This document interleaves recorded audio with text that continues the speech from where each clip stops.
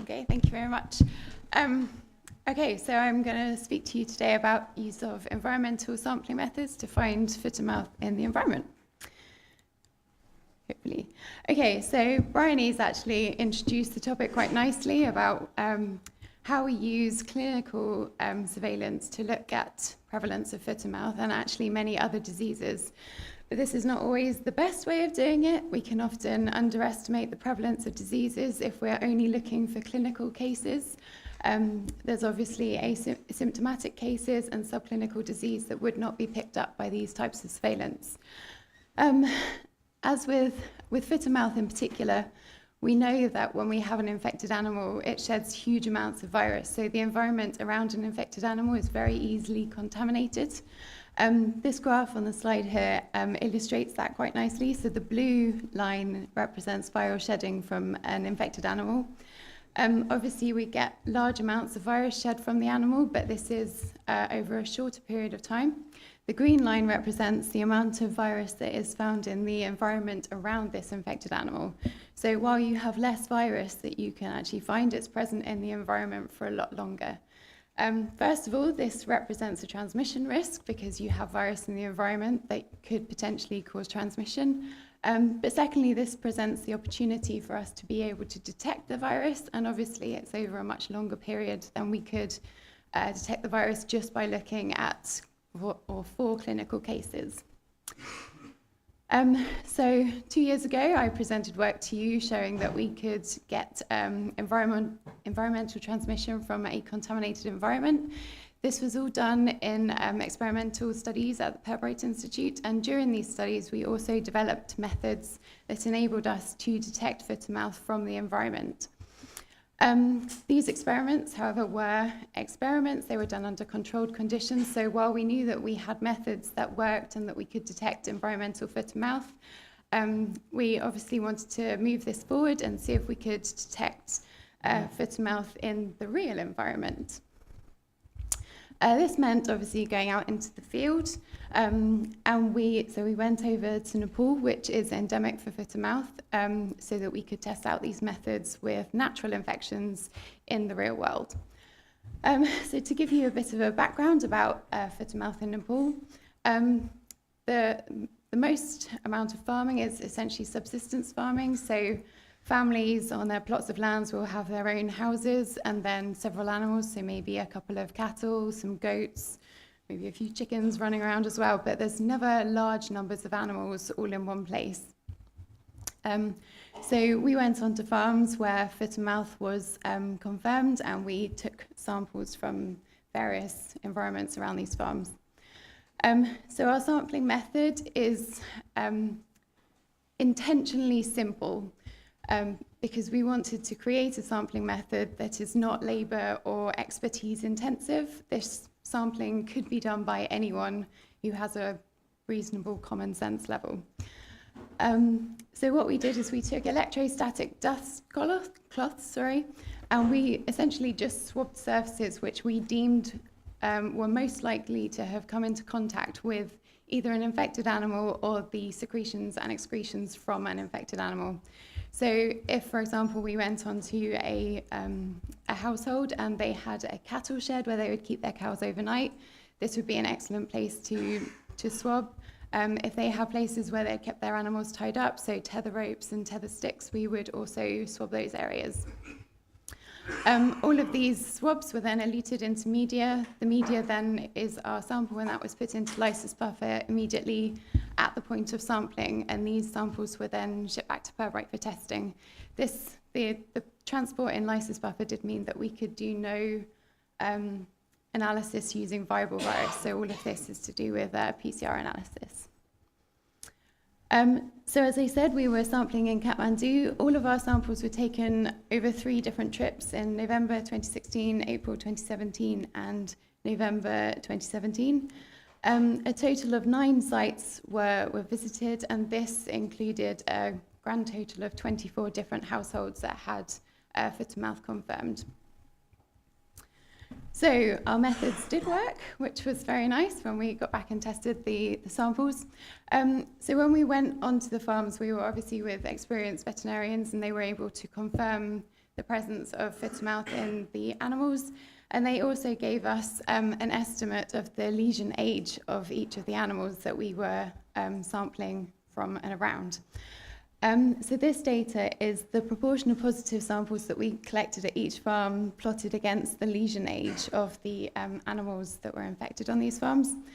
And this is the take-home message from this. Is basically throughout the whole phase of clinical disease, we can detect foot and mouth in the environment. So we're not restricted to just where you see the peak signs of clinical disease. We can detect it pre that and post that and during that.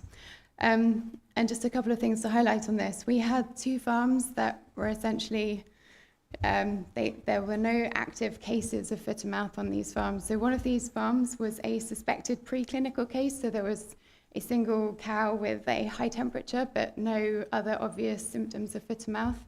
And we managed to detect foot and mouth in some of the environmental samples we collected there. And there was also a second farm, which was, again, had no active cases, but was next door to a farm that did have an active case. And again, we picked up foot and mouth in the environment there. On this end of the scale, we have cases that were essentially resolved by the time that we were sampling, so over 20 days. And at this point, obviously, the lesions in the animals are healing, so it's not necessarily easy to state just by looking at the animal that yes, foot and mouth was here, but we were able to detect foot and mouth in the samples here as well. So we get a broad spectrum of being able to detect foot and mouth from the environment. And finally, we also collected samples from a milk collection point. So this links quite nicely with Bryony's talk. So this was in a village where there was an ongoing outbreak of foot and mouth. No animals were kept at this point, but this is where villagers would bring their milk for a communal collection. We took 4 environmental swabs from here, and 1 of them turned out to be positive. So that was quite a nice representation of the fact you don't need animals to be present. You can just have animal products and you can still find foot and mouth in the environment. So what we wanted to do with some of our results is look and see if there was any way that we could, by looking at what our results were, improve our methods and find out where we were most likely to detect positive samples. So we can perhaps guide people to the most appropriate places where positive samples can be recovered from. So I mentioned that we would sample from inside cattle sheds.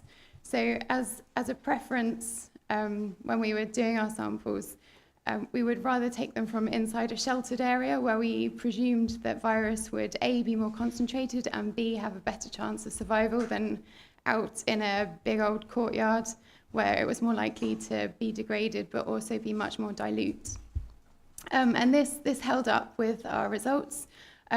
We grouped them in various different surfaces that we had collected samples from. And generally, if we were collecting the samples from an inside area, we were more likely to detect a positive. I will just make an advert here for Emma Brown's poster. The abstract is on page 91 of your books. She's done some validation on our sampling methods, so please go and look at her poster if you're interested in this. So at the same time as doing the environmental sampling, we also looked at collecting aerosol samples. So the idea behind the environmental sampling and aerosol sampling is that it permits us to take essentially a herd level sampling rather than sampling from individual animals. So while we were in Nepal, we took various aerosol samples. We know that if you stick an aerosol sampler directly in front of an infected cow, you can detect foot and mouth in those samples. What we'd like to do, and to take this further, is to actually look at the sensitivity of this. So if you have larger numbers of animals and maybe only 1 or 2 of them infected, would you still be able to detect the virus from the herd rather than just individual animals? Unfortunately, the farming situation in Nepal didn't really permit us to do this, but it is something that would be of interest. Ideally, when you collect samples looking for a disease, it's good to be able to get an answer straight away if you have the disease or not. Obviously, in our study, we shipped our samples back to Pirbright, so the time to confirmation was quite long. But what we would like to be able to do is obviously use these in conjunction with pen-site tests so that once you've collected your samples, you can get an almost immediate answer. With environmental samples, the levels of virus are really quite low compared to clinical signs. So, clinical samples, sorry. So, things like lateral flow devices are just not sensitive enough and are not suitable for use with environmental samples. We did, however, have access to the T-Core 8, a mobile PCR machine, and this comes with a ready-made foot-to-mouth assay for use in the field. So we have used this along with our environmental samples. We do need to perform an RNA extraction. You cannot use these samples neat because it will inhibit the reaction. So it's not quite as straightforward as we'd like it to be, but you can do all of this in the field. So within a couple of hours of collecting your samples, you do have an answer as to whether there is foot-to-mouth present. Again, we really wanted to make the most of the samples and find out how much information we can actually get from these samples. As I mentioned, the environmental samples are quite low titers, so doing more within them than PCR detection is a little bit tricky. But we have managed to get VP1 sequence data from a couple of these samples. We had one farm in particular that had some quite acutely affected animals, so the samples that we collected from this farm had higher titers of virus than some of our other samples. And we handed these over to Gemma Wadsworth at Pirbright, and she managed to get VP1 sequence from one of these. And then Manna and Thatcher have worked quite hard again to produce more sequence data, so thank you to them. And the sequence then fitted in quite nicely with other samples that have been collected in this area, so it matched the circulating diseases.